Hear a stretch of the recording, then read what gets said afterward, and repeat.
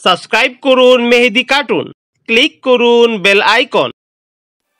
গহীন জঙ্গলে থাকতো এক টুনি। টুনির বিয়ে হয়েছে কয়েক বছর হয়েছে, কিন্তু কে জানতো টুনির কপাল এতটাই খারাপ হবে। টুনির কোনো বাচ্চা হচ্ছে না দেখে তার স্বামী টোনা তাকে অনেক কথা শোনায় আর অবহেলাও করে। একদিন হলো কি, আমি কত আশা করেছিলাম যে তোমাকে বিয়ে করব, আমার বাচ্চা হবে, আমার পরিবার হবে, কিন্তু আমি এমন এক বন্দা টুনিকে বিয়ে করেছি যার কখনো বাচ্চাই হবে না। দেখো টোনা, বাচ্চা হওয়া আর না হওয়া সবটাই আল্লাহর ইচ্ছা। সব পাখিরাই চায় বিয়ের পর মা হতে। এটা কি আমার হাতে বলো টোনা? যাও যাও, নিজের খাবার নিজেই খুঁজে নিয়ে আসো। আজকে থেকে নিজের খাবার নিজেই খুঁজে খাবে, সারাক্ষণ শুধু খেতেই থাকো। শোনো টুনি, আমার মামা আমার জন্য পাশের জঙ্গলের পারু টুনিকে দেখে রেখেছে, আমিও রাজি আছি। কালকে তাকে আমি বিয়ে করে নিয়ে আসব। তারপর টুনি সেখান থেকে কান্না করতে করতে নদীর ধারে চলে গেল। গিয়ে দেখলো যে সেখানে কাকুলি ও তুতা বসে আছে। টুনি, তোমার কি হয়েছে? তুমি কান্না করছো কেন?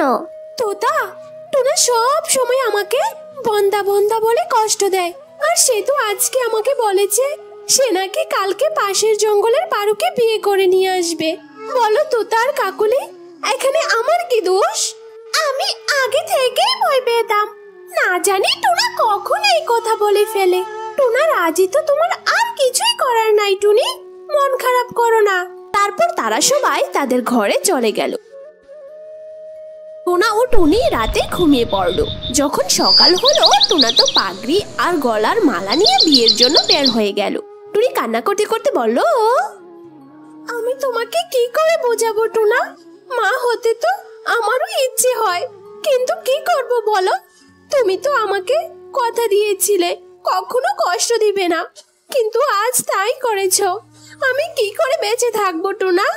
তারপর সেখানে তোতা ও কাকলি আসলো। আরে আরে টুনি, কান্না করো না তো, আমরা তোমাকে বোঝাতে এসেছি। পারুর সাথে কখনো খারাপ ব্যবহার করো না, না হয় টোনা তোমাকে ঘর থেকে বের করে দিবে। আর আল্লাহর উপর ভরসা রেখো। ওরা যখন এসব কথা বলছিল, ঠিক তখন টোনা পারু টুনিকে বিয়ে করে নিয়ে আসলো।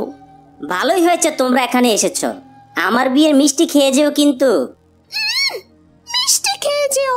আমার তো মনে হচ্ছে তুমি সন্তানের জন্য বিয়ে করেছো না টোনা, নিজের ইচ্ছাতেই বিয়ে করে বউ ঘরে তুলেছো।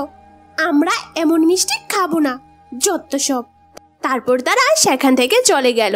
টোনা তখন টুনিকে বলল, আর তুমি শোনো, যদি এখানে থাকতে চাও তাহলে ভালোই ভালোই পারুর জন্য খাবার খুঁজে নিয়ে আসো, না হয় তোমাকে মেরে ঘর থেকে বের করে দিব। তারপর টুনি কান্না করতে করতে মনের কষ্টে ঘর থেকে বের হয়ে গেল। সামনেই তোতার সাথে তার দেখা হয়ে গেল। টুনি, কান্না করো না, ধরো এই খাবারগুলো খেয়ে নাও। আমি জানি টুনি, তোমার অনেক খিদে লেগে আছে। তারপর টুনি খাবারগুলো খেয়ে নিল। যখনই সে টোনা ও তার বউয়ের জন্য খাবার খোঁজার জন্য উঠতে লাগলো, ঠিক তখন সে সেখানে মাথা ঘুরে পড়ে গেল। কাকলিও সেখানে আসলো। টুনি, কি হয়েছে তোমার? আমার কাছে কিছু খাবার দানা ছিল, আর সে আমাকে এগুলো দিল, আর আমিও সেগুলো খেয়ে নিলাম, আর এখানে মাথা ঘুরে পড়ে গিয়েছি। আচ্ছা, এই কথা। টুনি, এ তো বড় খুশির খবর। টুনি, তুমি তো গর্ভবতী, কিছুদিনের মধ্যে তুমি ডিম দিবে। দেখেছো টুনি, আল্লাহ তোমাকেও খুশি করে দিয়েছে। আর তুমি তাড়াতাড়ি গিয়ে এটা টোনাকে বলো, দেখবি সে অনেক খুশি হবে আর তোমারও খেয়াল রাখবে। জানো কাকুলি, যখন টোনা আমাকে বন্দা বলতো, আমার মনে হতো আমি আত্মহত্যা করে ফেলবো। তারপর সন্ধ্যা হয়ে গেল, টুনিও ঘরে চলে আসলো। পারু, টুনি ও টোনা সেখানেই বসেছিল। টোনা, আমার টোনা, একটি খুশির খবর আছে। আমি গর্ভবতী টোনা, কিছুদিনের মধ্যে আমি ডিম দিব, আমাদের বাচ্চা হবে। সত্যি বলছো টুনি? আজকে আমি অনেক খুশি। আচ্ছা, আমার অনেক ঘুম পেয়েছে, আমি ঘুমাবো। তারপর তারা সবাই ঘুমিয়ে পড়ে। এভাবে অনেক দিন চলে গেল। টোনা প্রতিদিন টুনির জন্য খাবার নিয়ে আসে, টুনিকে কোনো রকম কাজ করতে দেয় না। এদিকে পারু টোনার সাথে নিজের খাবার নিজেই খুঁজে খায়। একদিন টোনা ও পারু টুনি নদীর ধারে খাবারের জন্য গেল। পথে তাদের কাকুলি আর তোতার সাথে দেখা হলো। আরে টোনা, টুনি তো মা হবে। আমাদের কিন্তু এবার সত্যিই মিষ্টি খাওয়াতে হবে। টুনি মা হবে, এতে খুশি হওয়ার কি আছে? এই খারাপ টুনি, আমরা সব সময় একসাথে থাকি, আমরা খুশি হব না তো কে খুশি হবে? আমার তো মনে হয় তুমি হিংসে করছো টুনির প্রতি। তারপর টোনা ও পারুটুনি সেখান থেকে চলে গেল। এদিকে পারুটুনি মনে মনে চিন্তা করলো যে তাকে মা হওয়ার নাটক করতে হবে। যখনই কালু খাবার নিয়ে পারুটুনির কাছে আসলো, পারুটুনি বলল, টোনা, আজকে সকাল থেকে আমার শরীরটা খারাপ লাগছে, মনে হচ্ছে আমিও ডিম দিব। সত্যি সত্যি পারু, আজকে আমি অনেক খুশি, আমার ঘরে 2টি সন্তান হবে। তারপর তারা সেখান থেকে ঘরে চলে আসলো। ভালোই হয়েছে কাকুলি, তুমিও এখানে আছো। পারু গর্ভবতী, সেও ডিম দিবে। এভাবে অনেক দিন চলে গেল। টুনি একটি ডিম দিল, এটা দেখে টোনা তো অনেক খুশি হলো। এদিকে টোনা তো পারুটুনি কখন ডিম দিবে সেই অপেক্ষাতেই ছিল। একদিন টোনা নদীর ধারে গেল, কাকলিও সেখানে ছিল।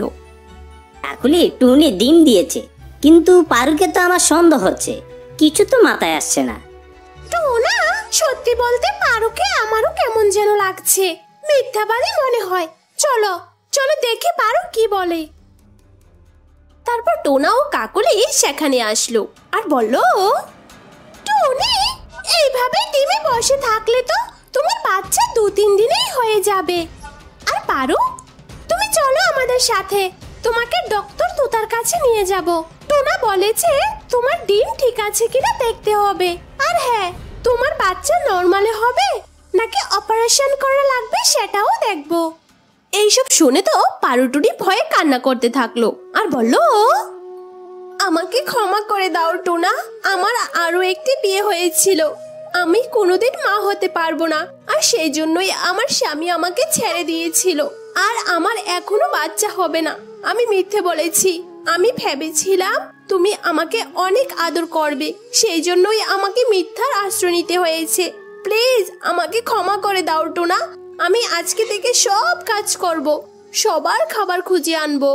টোনা, ওর কোনো দোষ নেই, যা করেছে তোমার মামা করেছে, ওকে ক্ষমা করে দাও আর তোমাদের সাথে থাকতে দাও।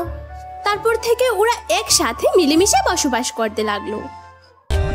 For more updates, subscribe to our channel, click the show links and enjoy watching the videos.